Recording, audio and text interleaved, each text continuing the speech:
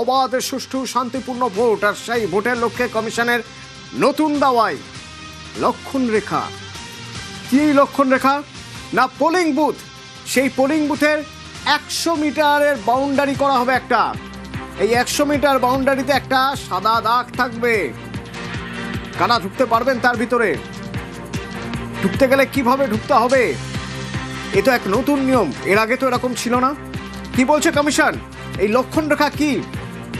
সোমরাজ রয়েছে আমার সঙ্গে। সোমরাজ, দেখো, পোলিং বুথের 100 মিটারের মধ্যে একটি সাদা চক দিয়ে দাগ কাটা থাকবে। অর্থাৎ পোলিং বুথ থেকে 100 মিটার দূরত্ব কতটা সেটা বোঝানোর জন্য এই 100 মিটার দূরত্বে সাদা চক দিয়ে দাগ কাটা থাকবে।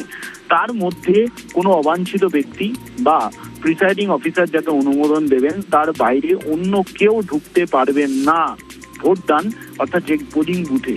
কমিশনের তরফে যে পরিকল্পনা করা হয়েছে তাতে এই 100 মিটারের মধ্যে শুধুমাত্র ভোটাররা, বিভিন্ন পলিটিক্যাল পার্টির এজেন্টরা এবং তার সঙ্গে ভোট কর্মীরা এবং কেন্দ্রীয় বাহিনী ছাড়া অন্য কোনো ব্যক্তি ঢুকতে পারবে না। তুমি জানো, ভোট চলাকালীন সময় প্রত্যেকটি পোলিং বুথেই এই 100 মিটারের মধ্যে 144 ধারা বা ভারতীয় ন্যায় সংহিতা আইন অনুযায়ী 163 ধারা জারি থাকে। এবং সেক্ষেত্রে একটা বিষয় স্পষ্ট করে দেওয়া হচ্ছে কমিশনের তরফে যে এই 100 মিটারের মধ্যে যদি সাদা দাগ কাটা অংশের মধ্যে কেউ যদি ঢুকে যায় তাহলে কমিশন শাস্তিমূলক পদক্ষেপ নেবে। এবং সেই কারণেই এই 100 মিটারের মধ্যে কোনো অবাঞ্ছিত ব্যক্তির প্রবেশ যাতে না হয় সেই কারণেই সাদা চক দিয়ে দাগ কাটা থাকবে, যাকে অন্তত প্রশাসনিক মহল বলছে লক্ষণ রেখা, কমিশনের লক্ষণ রেখা। ইতিমধ্যেই এই সিদ্ধান্ত কার্যকর করতে চলেছে কমিশন, তেমনটাই কমিশন সূত্রে খবর। পোলিং পার্সোনালরা যখন ডিসিআরসি সেন্টারে আসবেন তাদেরকে সাদা চক দিয়ে দেওয়া হবে এবং তারপরে তাদেরকে জানিয়ে দেওয়া হবে যে তারা কিভাবে এই সাদা চক দিয়ে দাগ কাটবেন। পোলিং বুথের চারপাশে সাদা চক দিয়ে দাগ কাটা থাকবে, অর্থাৎ এই 100 মিটারের মধ্যে যাতে অন্য কোনো ব্যক্তি যিনি অনুমোদিত নন ঢোকার তিনি যাতে না ঢুকতে পারেন সেই কারণে এই পদক্ষেপ। এবং বুথ লেভেল অফিসাররাও এই 100 মিটারের বাইরে থাকবেন, অর্থাৎ সাদা চক দিয়ে যে দাগ কাটা থাকবে তার বাইরে থাকবেন এবং তার বাইরে থেকে ভোটারদের তিনি শনাক্ত করবেন এবং তারপর ভোটাররা ভেতরে ঢুকবেন। এমনটাই কমিশন পরিকল্পনা নিয়েছে। কিন্তু কমিশনের এই যে পদক্ষেপ তাতে কিন্তু সন্তুষ্ট নন শুভেন্দু অধিকারী। কাগজে কলমে নয়, কড়া পদক্ষেপের দাবি শুভেন্দুর। পোলিং বুথ ঘিরে কমিশনের লক্ষণ রেখা নিয়ে তার মন্তব্য এবং কমিশনের লক্ষণ রেখা নিয়ে শুভেন্দু অধিকারীর এই মন্তব্যে পাল্টা তৃণমূল কি বলছে তাও শোনাবো আপনাদের। বলছেন তো অনেক কিছু করতে ভালো, এখনো তো ধমক চমক চলছে। গ্রেপ্তার হলো অনেকেই, তো গ্রেপ্তার হয়ে জামিন আটকে রাখতে হবে। দত্তাবাদে ধমক দেওয়া, এদের ভোটের আগে পর্যন্ত বের করতে দেওয়া যাবে না। আটকাবেন যদি আটকে রাখুন, ভোটের পরে ছাড়বেন। দৃষ্টান্তমূলক শাস্তি চাই, কাগজপত্রের শাস্তি দিয়ে কোনো লাভ নেই। হারার আগে না অজুহাত তৈরি করে রাখতে হবে। গতবারে তো শুভেন্দু জিততো না লোডশেডিং না হলে। 2.5 ঘন্টা লোডশেডিং হয় এবং শুভেন্দু অধিকারী এলওপি হয়। লোডশেডিং না হলেও বিধায়কও হতো না, এলওপিও হতো না। নন্দীগ্রামের মাটিকে যেভাবে অপবিত্র করেছে, নন্দীগ্রামের মাটিকে পবিত্র করার জন্য পবিত্র করতে পাঠানো হয়েছে। নির্বাচন কমিশনের উপর থেকে আইসাল মেটাতে চেয়েছে, তাতে বাস্তব পরিস্থিতি ইতর বিশেষ পরিবর্তন হবে না। এবার নন্দীগ্রামে হারাবে, ভবানীপুরে 50,000-এর বেশি ভোটে হারাবে বাংলার মানুষ। তার জন্য আগে থেকে অজুহাত তৈরি করে রাখে। এক তো ভোটের 100% ওয়েবকাস্টিং হবে, তার পাশাপাশি কলকাতা রাজ্য পুলিশের সমস্ত ক্লোজ সার্কিট ক্যামেরা এবার নির্বাচন কমিশনের নিয়ন্ত্রণে। নির্বাচন কমিশনের যে কন্ট্রোল রুম, সেই কন্ট্রোল রুম থেকে নিয়ন্ত্রণ করা হবে কলকাতা রাজ্য পুলিশের সমস্ত ক্লোজ সার্কিট ক্যামেরা। কোথাও কোনো গন্ডগোল হলে সঙ্গে সঙ্গে ফুটেজে নজর, আর ফুটেজ দেখেই দ্রুত অভিযোগ নিষ্পত্তিতে জোর দেওয়া হবে।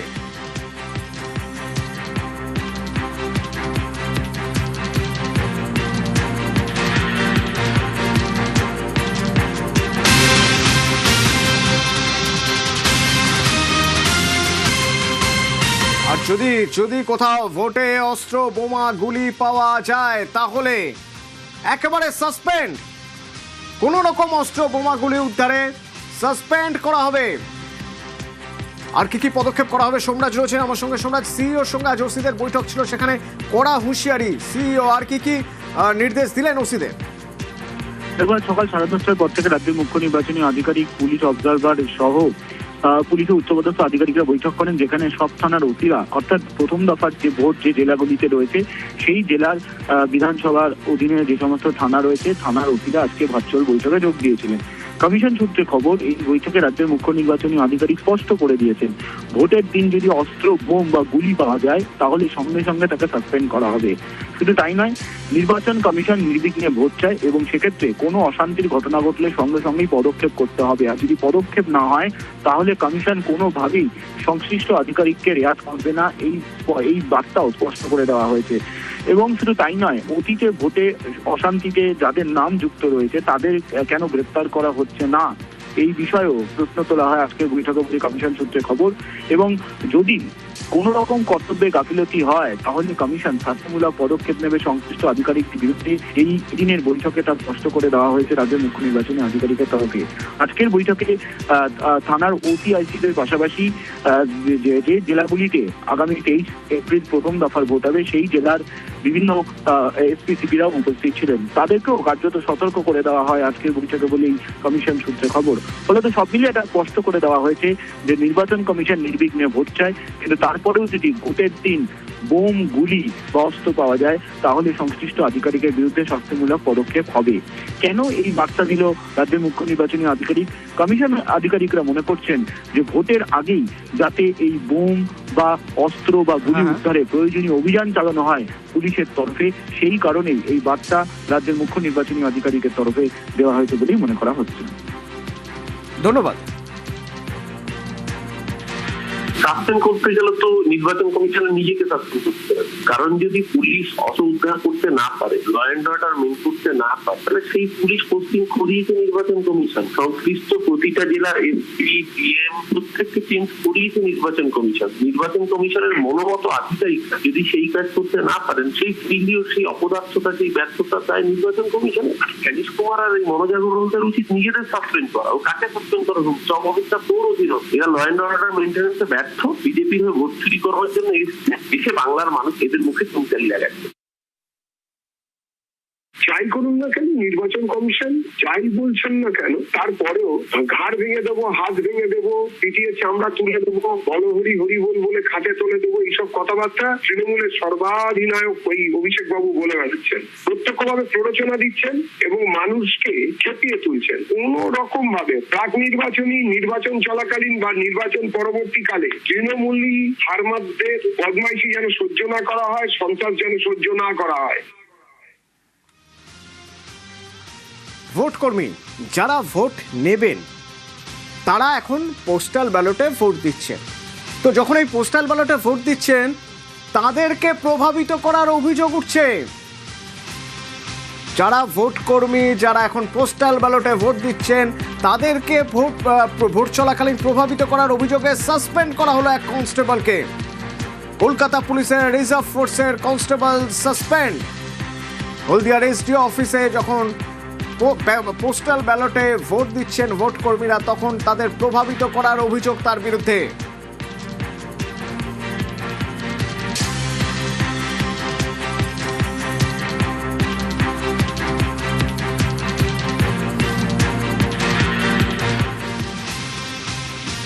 আর জাতির উদ্দেশ্যে ভাষণ প্রধানমন্ত্রী নরেন্দ্র মোদী রাত 8:30টায় জাতির উদ্দেশ্যে ভাষণ দেবেন। তিনি ঠিক কি বলতে পারেন, কি ইঙ্গিত মিলছে রাজধানী থেকে? আমার সঙ্গে নয়াদিল্লি থেকে রয়েছেন মৈত্রী। কি মনে করা হচ্ছে, রাজনৈতিক মহল কি মনে করছেন প্রধানমন্ত্রী জাতির উদ্দেশ্যে আজ ভাষণ দেবেন, ঠিক কি বিষয়ে কথা বলতে পারেন বলে মনে হয়? দেখো, প্রাথমিকভাবে যেটা জানা যাচ্ছে এখনো পর্যন্ত যে প্রধানমন্ত্রী রাত 8:30টায় যখন জাতির উদ্দেশ্যে ভাষণ নেবেন, মূলত মহিলা সংরক্ষণ বিলের সংশোধনী, সেই সংশোধনীর যে প্রস্তাব কেন্দ্রের তরফ থেকে আনা হয়েছিল, সরকারের তরফ থেকে আনা হয়েছিল, তা যে খারিজ হয়ে গিয়েছে, সেই পরিপ্রেক্ষিতে বিরোধীদের কাঠগড়ায় দাঁড়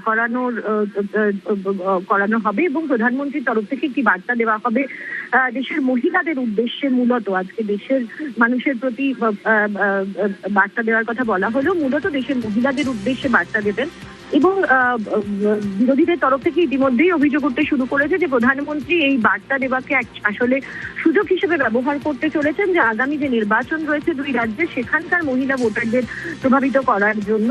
তবে এর পাশাপাশি আরো একটি বিষয় রয়েছে, আজকেই ক্যাবিনেটের বৈঠকের সঙ্গে সঙ্গে কিন্তু cabinet committee on economic affairs এবং ক্যাবিনেট কমিটি অন সিকিউরিটি মূলত পশ্চিম এশিয়ার পরিপ্রেক্ষিতে ভারতের আর্থিক পরিস্থিতি নিয়ে তারা আলোচনা করেছেন। ফলে মহিলা সংরক্ষণ বিলে সংশোধনী খারিজ হয়ে যাওয়ার পাশাপাশি ভারতের অর্থনীতি সংক্রান্ত বিষয়েও কোনো মন্তব্য বা কোনো বক্তব্য প্রধানমন্ত্রীর তরফ থেকে উঠে আসতে পারে দেশবাসীর জন্য। আপনি ধন্যবাদ। আর আজ জাতির উদ্দেশ্যে প্রধানমন্ত্রীর ভাষণ নিয়ে মোদীকে কটাক্ষ মমতার। মিথ্যে ভাষণ বলে আক্রমণ তৃণমূল নেত্রীর। মহিলা সংরক্ষণ বিল নিয়ে মোদীকে নিশানা। মহিলা বিলের নামে দেশভাগের চক্রান্তের অভিযোগ। মোদীর পতন শুরু হয়ে গিয়েছে বলে তো। কালকে মহিলা বিল নয়, ওই বিলের সাথে জুড়ে দিয়েছিল ডিলিমিটেশন। আপনাদের কেন্দ্রগুলো ভাগ ভাগ করে বঙ্গভঙ্গ থেকে দেশভঙ্গ করার পরিকল্পনা, ওটাকে আমরা উল্টে দিয়েছি এবং মোদি বাবুর পতন শুরু হয়ে গেছে। তাই বাবুকে আজ উদ্দেশ্যে, জাতির উদ্দেশ্যে, বাপরে কত বড় জাতির নেতা, দাঙ্গাকারীরা দেশের নেতা, উনি দেশের উদ্দেশ্যে ভাষণ দেবেন। ওনার ভাষণ শুনে মানুষের রেশন মিলবে না। আর ওনার ভাষণ মানে মিথ্যে ভাষণ, মিথ্যে ফুলঝুরি, মিথ্যে কথা, জুমলা। তৃণমূল মহিলা বিরোধী বলে তোপ শুভেন্দু অধিকারী। সংসদে বিলের বিরুদ্ধে ভোট তারই প্রমাণ বলে কটাক্ষ। মহিলা বিরোধী তৃণমূল কংগ্রেসের আসল স্বরূপ প্রকাশিত হয়েছে। মহিলারা এমএলএ হোক, এমপি হোক, তৃণমূল চায় না। এর উচিত শিক্ষা 23 তারিখ 29 তারিখ বাংলার মা বোনেরা দেবে। আর ওদিকে দিল্লিতে নয়াদিল্লির ছবি আপনাদের দেখাতে চাইব। রাহুল গান্ধীর বাড়ির সামনে বিক্ষোভ, উত্তেজনা। গতকাল মহিলা সংরক্ষণ সংশোধনী বিল পাস হয়নি। লোকসভায় ভোটাভুটিতে ফেল মহিলা সংরক্ষণ বিল। সেই আঁচ এবার দিল্লির রাজপথে।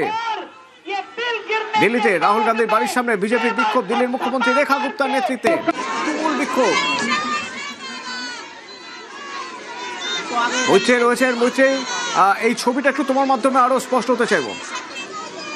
দেখো, বিজেপির দিল্লি ইউনিটের মহিলারা এই মূলত এই বিক্ষোভের আয়োজন করেছিলেন এবং দেশের বিভিন্ন প্রান্তে আজকে আমরা দেখতে পাচ্ছি যে এই যে গতকালের যে সংশোধনী খারিজ হয়ে যাওয়ার প্রতিবাদে রাস্তায় নেমেছেন বিজেপির মহিলা কর্মী এবং নেতারা। এবং আজকে দিল্লিতে একেবারে বিরোধী দলনেতা রাহুল গান্ধীর বাসভবনের উদ্দেশ্যে পদযাত্রা করেন বিজেপির মহিলা কর্মী এবং নেতারা, এবং তাদের নেতৃত্ব দেন দিল্লির মুখ্যমন্ত্রী বিজেপির রেখা গুপ্তা নিজে। এবং সেখানে উপস্থিত ছিলেন বিজেপির সাংসদ বাসুদী স্বরাজ সহ একাধিক মহিলা সাংসদ এবং নেতৃত্বরা। এবং তাদের বক্তব্য খুব স্পষ্ট যে তারা বলছেন যে রাহুল গান্ধী এর পেছনে রয়েছেন এবং রাহুল গান্ধী তথা কংগ্রেস মহিলাদেরকে বিক্রি করেছেন এবং সেই কারণেই তারা তার বাড়ির উদ্দেশ্যে তারা বিক্ষোভ দেখাতে তারা সেখানে গিয়ে পৌঁছান। যদিও রাহুল গান্ধী তিনি তার বাসভবনে নেই, তিনি এই মুহূর্তে প্রচারের জন্য রয়েছেন তামিলনাড়ুতে। পুলিশ বিক্ষোভকারীদের সরিয়ে দিয়েছে এবং এখন পরিস্থিতি স্বাভাবিক অনেকটাই। ধন্যবাদ।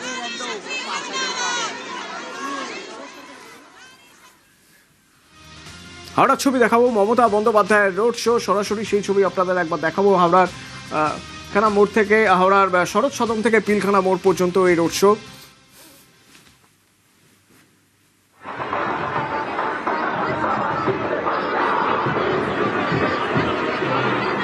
এখান থেকে আমার সঙ্গে দেবাশিস রয়েছে। দেবাশিস, তোমার মাধ্যমে একটু এই রোড শোর ছবিটা জানতে চাইবো।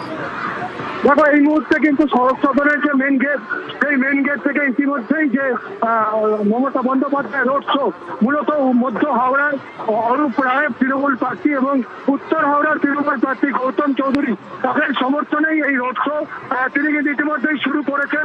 একদিকে যেরকম তার মিছিলে তৃণমূল কর্মী সমর্থকদের ভিড় রয়েছে, ঠিক তার পাশাপাশি রাস্তার দুধারে অসংখ্য মানুষ, তারা কিন্তু একবার তাদের মুখ্যমন্ত্রী মমতা বন্দ্যোপাধ্যায় তাদেরকে তাকে দেখতে চাইছেন। ফলে ইতিমধ্যে কিন্তু কয়েক হাজার মানুষ বলা যেতে পারে রাস্তার দুই ধারে তারা কিন্তু ভিড় জমিয়েছেন তাই মুখ্যমন্ত্রীকে মমতা বন্দ্যোপাধ্যায়কে একবার দেখার জন্য।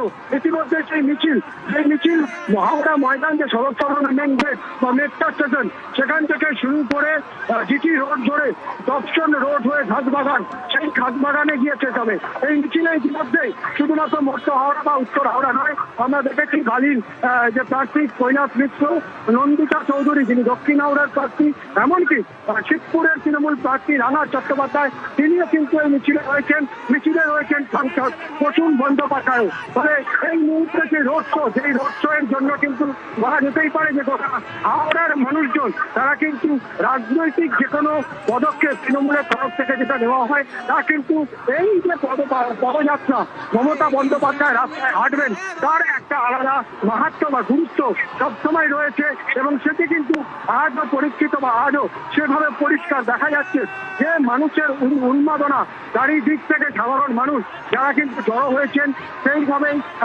তাদের যে উন্মাদনা তা কিন্তু পরিষ্কার বোঝা যাচ্ছে যে মমতা বন্দ্যোপাধ্যায়ের যে পদযাত্রা মূলত রোড শো, যে কোনো রাজনৈতিক পদক্ষেপ কোনো রাজনৈতিক কর্মসূচি হোক বা ভোট প্রচার হোক তা কিন্তু অবশ্যই আলাদা মাত্রা নেয় এবং সেই মাত্রা কিন্তু একই রকম ভাবে রয়েছে। অবশ্যই আজকের যে রোড শো সেই রাস্তা প্রায় 2.5 কিলোমিটার রাস্তা রয়েছে। এই 2.5 কিলোমিটার রাস্তা জিটি রোড বাঙালবাবু ব্রিজ হয়ে দপ্তন রোড, সবচেয়ে বড় বিষয় হচ্ছে এই দপ্তন রোড যেখানে উত্তর হাওড়ার সবচেয়ে বেশি অবাঙালি মানুষজনদের বাস, সেই অবাঙালি মানুষজনদের বাস সেখান দিয়ে তিনি কিন্তু সভা করবেন বা এই পদযাত্রা করবেন। আমরা আগেও দেখেছি এই রাস্তায় মিছিল করতে মমতা বন্দ্যোপাধ্যায়কে পায়ে হেঁটে রোড শো করতে। তবে এই যে নতুন করে একেবারে দপ্তন রোড, তার কারণ আমরা জানি যে এবছরই প্রথম আবাসনগুলিতে যে ভোটের ব্যবস্থা করা হয়েছে তার মধ্যে কিন্তু উত্তর হাওড়ার 3টি আবাসনের মধ্যে কেন্দ্র রয়েছে, সেই কেন্দ্রে বুথ রয়েছে, সেই বুথে ভোট হবে। ফলে সেই আবাসনগুলি থেকে যে মানুষজনরা রয়েছেন, বিভিন্ন অবাঙালি মানুষজন রয়েছেন, ভিন রাজ্যের মানুষরা যারা এখানে কর্মসূত্রে থাকেন এখানে থাকেন, তাদেরকেও কিন্তু তাদের সঙ্গে মিট করতে চাইছেন মমতা বন্দ্যোপাধ্যায়। আমরা দেখতে পাচ্ছি এই মুহূর্তে সেই পদযাত্রা এগোচ্ছে। ইতিমধ্যেই প্রায় ফাঁসিতলা মোড় অর্থাৎ বঙ্গবাসী মোড় ছাড়িয়ে ফাঁসিতলা মোড় পর্যন্ত এসেছে সেই মিছিল এবং সেখানেই বাঙালবাবু ব্রিজ ক্রস করে ডান দিকে একেবারে রাস্তা পাস অর্থাৎ দপ্তন রোড হয়ে ডান দিকে ঢুকে পুরো রাস্তা দপ্তন রোডে ঘুরবেন এবং সেখান থেকে গোলাবাড়ি থানার সামনে দিক দিয়ে শেষ করবেন একেবারে ঘাসবাগানে।